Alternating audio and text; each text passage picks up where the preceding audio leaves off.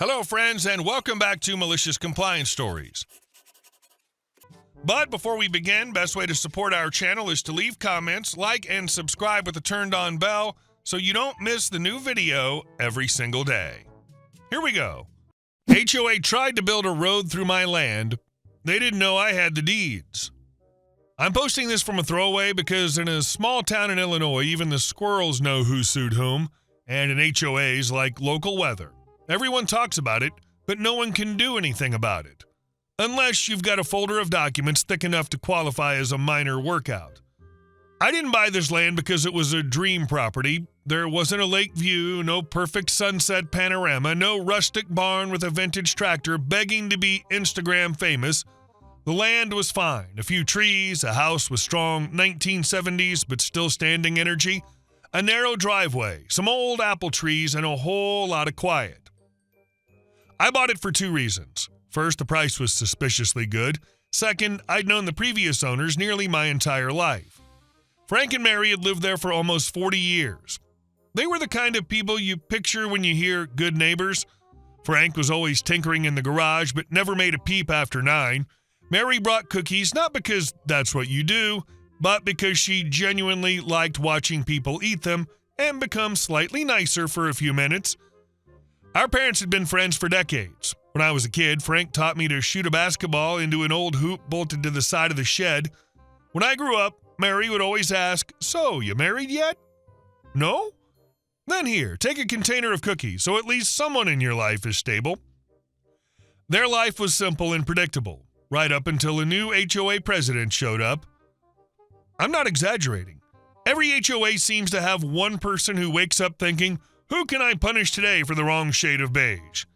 In their case, that person was Karen. I don't know her real name, but Karen fits so perfectly that if it was anything else, it would have been an insult to Karens everywhere. At first, it looked like normal HOA nonsense. Letters about grass, letters about trash cans, letters about your mailbox is not in compliance with approved standards. Frank would show me the papers and laugh. "Look at this," he'd say, holding the letter like a comedy flyer. "My grass exceeds the allowed height by half an inch." Half an inch? What do they walk around with calipers now? "Maybe they have a special HOA ruler," I'd joke. "Gold-plated, engraved with 'I am the authority.'" Mary laughed at first too, then she stopped, because then came the fines. $50 here, $100 there, then final warning, then intent to sue. Then sticky violation notice tags started appearing on their door like Frank and Mary were criminals and not two elderly people who just wanted to live out their years in peace. Frank told me once that Karen came into their yard and stood there with a notebook inspecting the shed like she worked for NASA. I asked, "Can I help you?" he said, and she goes, "I'm documenting violations." I ask, "What violation?" She says, "Your kitchen curtains are not on the approved color list." "Curtains?" I repeated. "Curtains," he confirmed. I say, "This is my house," and she goes, "You live in a community." In their world, community meant we decide what color you're allowed to breathe. Then it got worse. Night inspections? I don't know who gave Karen the idea that an HOA and some weird hybrid of police, FBI, and nosy neighbor peeking through windows, but she started showing up not just during the day. Frank woke up around 2 in the morning once because he saw a flashlight moving around the yard. He stepped onto the porch in his robe and saw Karen and 2 other board members near the fence. "What the hell are you doing?" he yelled. "We're documenting potential violations," Karen replied calmly, like a robot. "This is private property," Frank said. "This property may be subject to HOA jurisdiction," Karen said, and I wish I could tell you it sounded reasonable, but it sounded like I have invented permission. After that, Mary said something to me that I'll never forget. "I'm too old to be scared in my own yard. I don't want the last years of my life to feel like a cheap thriller." They held on a little longer, but they were worn down, not by one big blow, but by 1,000 tiny ones. Constant stress, constant letters, constant feeling like someone was watching them. And the worst part was the helplessness, because they tried to be good neighbors, and the HOA treated that like weakness. One evening, they came over to my parents' house. We sat around the kitchen table. Mary held her mug like it was the only thing keeping her grounded. "We're selling," she said. Frank nodded, but wouldn't make eye contact. "They won't leave us alone," he added, "and we're not young enough to fight people who have time, money, and a disturbing love of paperwork. The price they gave was way below market, not because the house was falling apart, it wasn't. It was because of the HOA and the property's reputation as trouble. Who wants to buy a quiet life if it comes bundled with Karen and her ruler? We didn't negotiate like a buyer and seller, we talked like old family friends. My parents didn't want Mary and Frank to feel like they were getting kicked while they were down, and I didn't want them selling to the first person who might fold under HOA pressure and hand over the land for a shortcut road. We agreed on a price that worked for both sides. They get enough to move and finally breathe, and I get a chance to restore some fairness. Or at least restore the quiet. Before I signed anything, I asked for the documents, not because I'm greedy, because I'm the kind of person who believes paper weighs more than opinions. I'm a lawyer, and this was one of those rare moments where my professional tendency to obsess over documents actually made life easier. Mary brought out a box, old folders, yellowed plats, stamps. There was even a county letter that looked like it had been typed on a typewriter back when dinosaurs were still in fashion. And buried in there, I found gold. Documents showing the property had been officially withdrawn from HOA jurisdiction years ago. Properly recorded, notarized, filed with the county. It was crystal clear. The land was not under the HOA. No maybe, no depending, just no. Even better, I found the history of an old easement. A long time ago, there had been a limited access agreement, basically for utility-related needs. Later, that easement had been terminated, and that termination was also recorded. So the HOA could scream, "We've always done it this way," but always doesn't matter when the county has paperwork with a stamp. I signed the deal, bought the land, moved in. Frank shook my hand like he was passing me a baton. "Well," he said sadly, "at least now they'll have someone younger to bully." I didn't tell him I was a lawyer, not because I wanted a surprise. I just didn't want him thinking I bought the place for war. I bought it for peace. And if someone tried to take that peace, that wasn't my problem. About 2 weeks after I moved in, there was a knock at my door. I opened it, and there was Karen, exactly as I'd imagined. Perfectly styled hair, a smile that said, "I'm in charge," and a folder in her hands. Behind her stood 2 HOA board guys whose faces screamed, "We don't know why we're here, but we're told to show up." "Welcome to the neighborhood," Karen said in the same tone people used to say, "You owe money." "Thanks," I said neutral. She didn't even pause for small talk. "We need to discuss a community improvement project." I hate that phrase. Community improvement usually means we're improving life for everyone except you. "A project?" I asked. "A short access road, just a small shortcut for deliveries, garbage pickup, emergency services." As she spoke, I stared at her folder and wondered if the gold ruler was inside. "You want a road through my land," I said. "It's beneficial for everyone," Karen replied. "Property values will improve." "Mine?" I asked. She froze for half a second like a computer error. "Overall," she said finally, "the neighborhood." "I'm not in your neighborhood," I said calmly. "You live adjacent to it." "Yes, that doesn't make my land yours." Karen widened her smile. "We can do this the easy way." "Or," I asked, "or the legal way?" I nodded. "Okay, let's do it the legal way."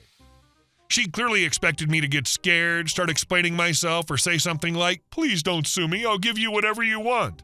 Instead, I simply said, "No." Just like that. Calm, no drama, no yelling, no profanity, just no. Karen blinked. "Excuse me?" "No, you're not building a road through my land." "We'll see about that," she said, and that was the first time it sounded like a direct threat. After that, the circus began.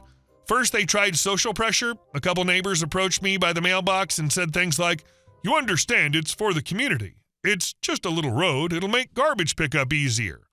I answered the same way every time. "I understand, but it's my land and I do not agree." Then came the letters. Certified, stamped, notice of violation, even though I wasn't in the HOA. Final warning, intent to sue.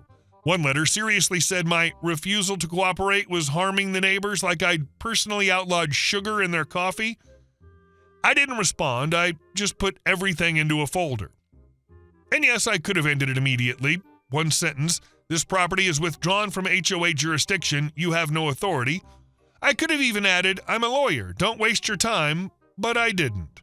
Not out of anger, out of principle. I'm not obligated to teach grown adults how to read recorded documents, And if someone's that confident about marching onto someone else's land without checking the paperwork, sometimes it's healthy for them to experience consequences. Quietly, coldly, just facts. About a week later, the police showed up. I was standing in my yard with a cup of coffee when I saw the patrol car roll up and stop at my driveway. A young officer got out. He looked tired before the conversation even began. "Good afternoon," he said. "We got a call about obstructing community access." I almost choked on my coffee. "Seriously?" I asked. "Who's obstructing what?" "You," he said, not aggressively. "That's what it says." And right on cue, Karen appeared from behind a bush. I swear to God, behind a bush. I remember thinking, if they ever make a horror movie about HOAs, Karen won't need acting lessons. "Officer, he's refusing to allow emergency access," she said before she even reached us.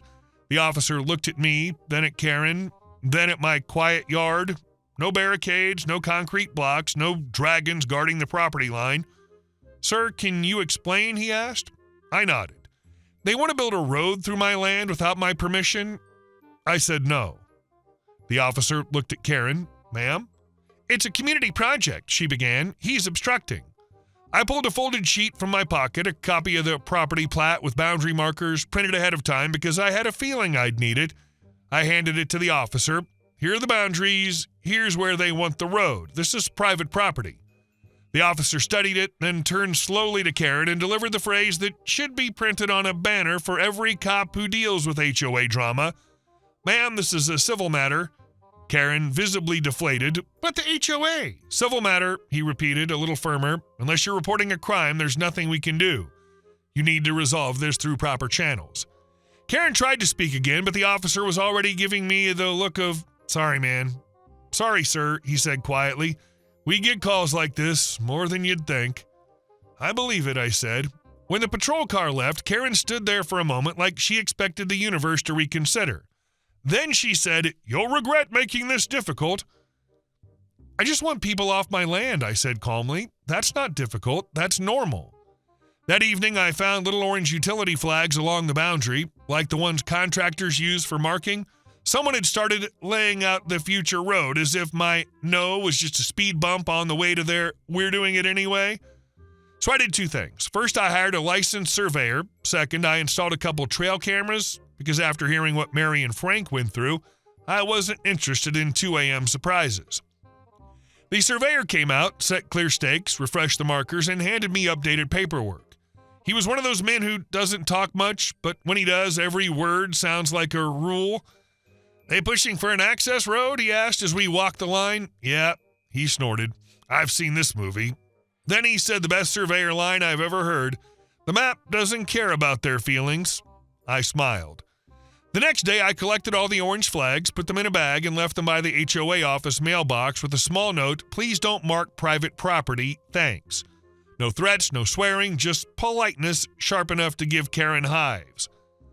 After that, they did what HOAs love most. They sued. I got the notice, and honestly, for the first time, I felt something close to satisfaction because they'd actually spent time and money putting together a lawsuit without checking the one thing that mattered, whether they had the right to demand anything at all. And here's the key part, I still didn't tell them I was a lawyer. I continued playing normal guy who bought land. I responded through official channels. I organized my documents. I tabbed everything out like I was preparing a pitch deck, not a court hearing. The hearing day was classic small-town courthouse energy, the parking lot full of pickup trucks, someone loudly eating chips in the hallway like it was a constitutional right, and a guy in work boots staring at the "no cell phone" sign like it was a personal challenge. Karen showed up with the HOA attorney. The attorney looked like he'd been outsourced and already regretted it. Late 50s, decent suit, eyes that said, "I'm here for the invoice, not the mission." He approached me and gave a polite nod. "Mr. He checked his papers. "Yes," I said. "We can settle this one without wasting time," he said, like he was reading from a script. "The HOA is seeking a reasonable easement for community access." I nodded. "Okay." He clearly expected me to panic. Instead, I opened my folder and said, "I have documents. The judge will see them." Karen, standing behind him, frowned. "He's being difficult on purpose," she hissed. I looked at her and said, the calmest sentence of my life. "I'm just following the paperwork." We went into the courtroom. The judge was the kind of person who'd seen everything. He looked at both sides like he already knew who was about to embarrass themselves, but he still gave everyone their moment. The HOA attorney spoke at length. Benefit to the community, emergency vehicles, property values, everyone wins. When he finished, the judge turned to me. Sir, I stood up, opened my folder, placed the documents on the table. Your Honor, I'd like to submit the deed, the recorded withdrawal from HOA jurisdiction, and the termination of any prior easement. The judge raised an eyebrow. Withdrawal? Yes, Your Honor. The HOA attorney froze for a second. Karen leaned in and whispered something, but the attorney looked like his brain had already left the building.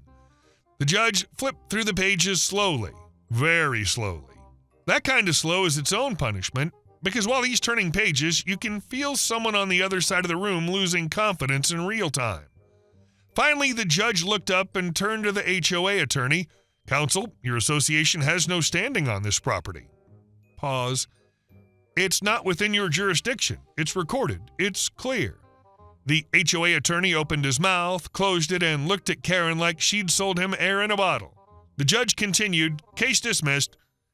And in that moment, the best part happened. No yelling, no drama, no cinematic zoom in on Karen's face, just silence. Silence so clean you could hear her worldview crack.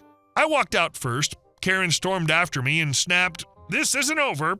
I turned. Respectfully, the judge just said it's over. She stared at me like she was trying to telepathically force me to donate my property line. And then her attorney, completely defeated, said the line I would have brought him a coffee for. Ma'am, it's over. The next few weeks were the tastiest kind of cold karma. The HOA paid their attorney, then they paid my costs. Nothing insane, but enough to make the board members sweat. Then the HOA raised dues.